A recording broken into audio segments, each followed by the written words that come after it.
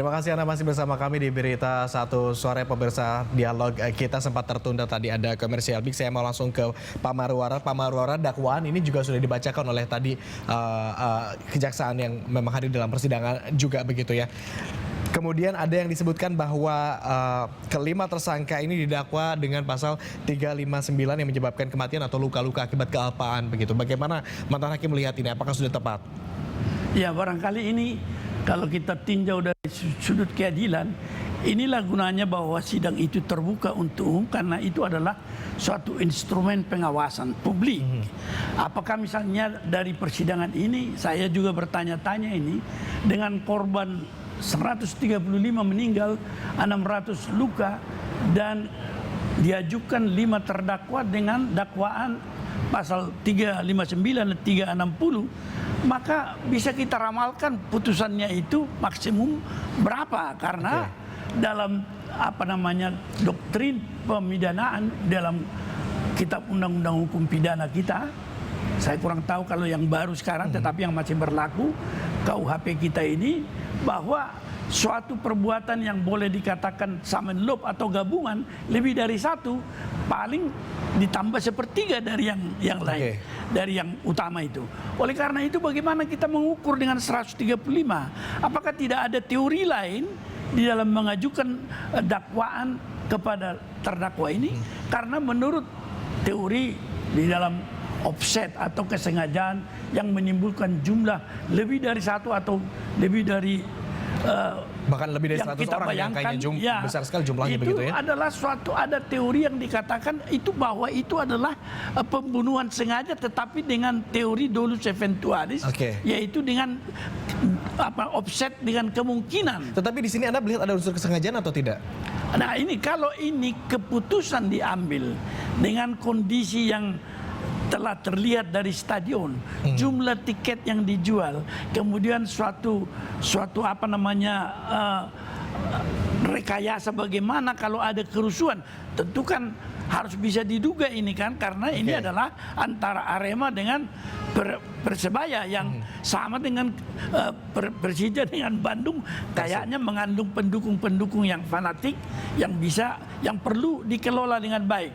Nah, di dalam kondisi stadion di Kanjuruhan, tentu keputusan itu ada pada siapa untuk menjual tiket seperti itu.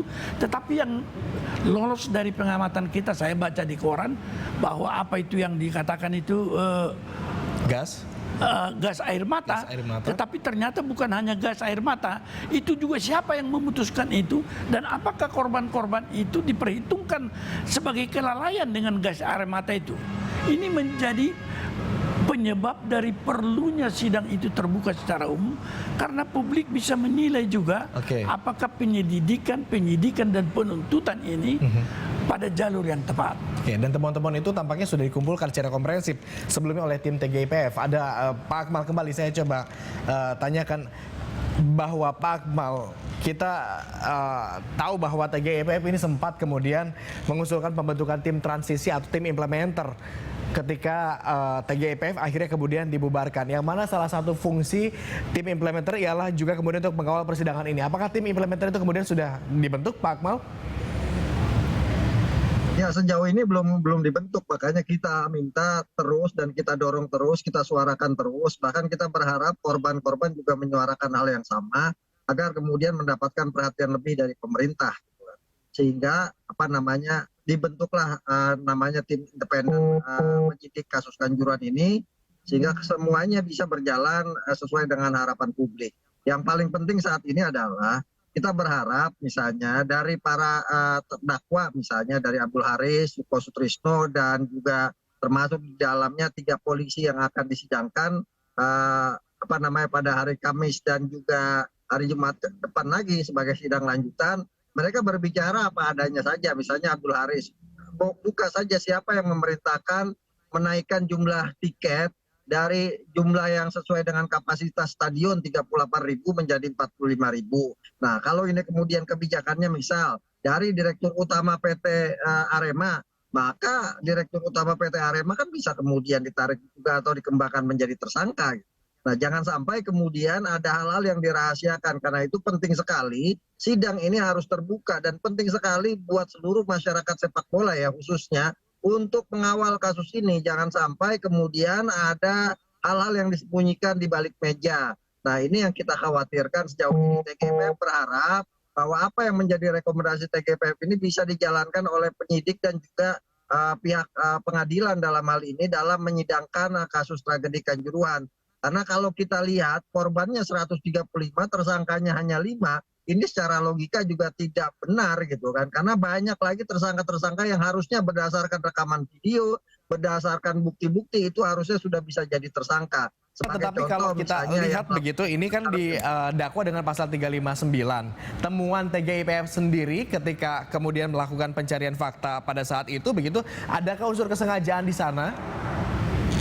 Ya kalau kita lihat misalnya unsur kesengajaan dalam hal penembakan ya, lihat stadion ruang lingkup stadion Kanjuruhan yang merupakan lapangan sepak bola 110 kali 80 dengan jumlah luas misalnya 5 hektar. Ini kan secara logika ini tidak bisa terima oleh akal sehat kalau kemudian ditembakkan sampai 80 gas air mata dalam kaitannya untuk memecah massa gitu kan, membuyarkan massa untuk tidak masuk ke dalam lapangan.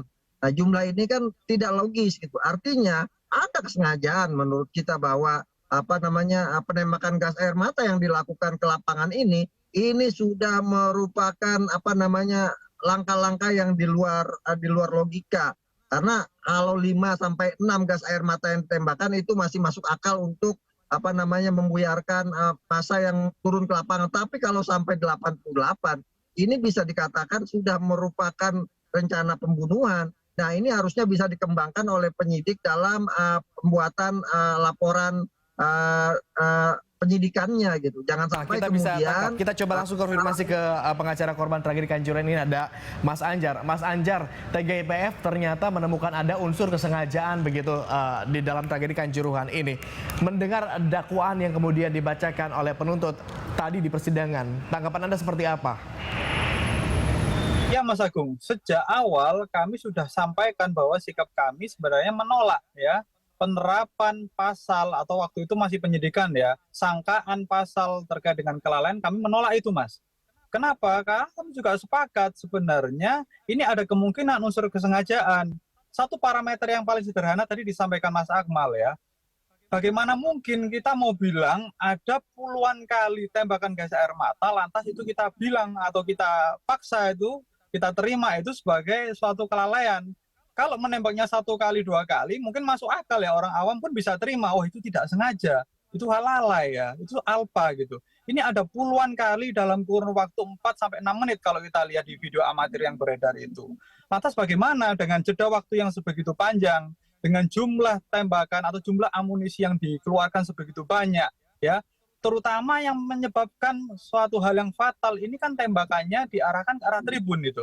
Kalau kita lihat video yang sedang ditayangkan ini, memang betul kita nggak pungkiri di tengah lapangan ada suatu keributan gitu. Nah, yang jadi persoalan adalah tembakan gas air mata ini nggak ditembakkan ke mereka yang turun ke lapangan gitu loh. Kalau dianggap mereka buat onar gitu, mungkin masih masuk akal ya, ada alasan mereka ditembaki begitu. Ya, yang menjadi masalah kan tadi juga ada di dalam cuplikan, tembakan itu diarahkan ke tribun penonton. Sementara bisa kita lihat di tribun penonton itu banyak penonton, banyak supporter yang mereka tidak ikut turun ke lapangan gitu loh. Lantas apa urgensinya mereka harus tembaki gas air mata sampai bertubi-tubi semacam itu? Itulah yang kemudian kita katakan tindakan ini eksesif. Baik Mas Anjar, kita coba konfirmasi langsung kembali kepada Pak Marwarar. Terakhir Pak Marwarar, kalau misalnya ternyata ada unsur kesengajaan kemudian juga tuntutan yang diminta oleh pihak pengacara korban tragedi Kanjuruhan ini sendiri menuntut 340, mungkin atau tidak kemudian hakim melirik saja ini ke arah 340?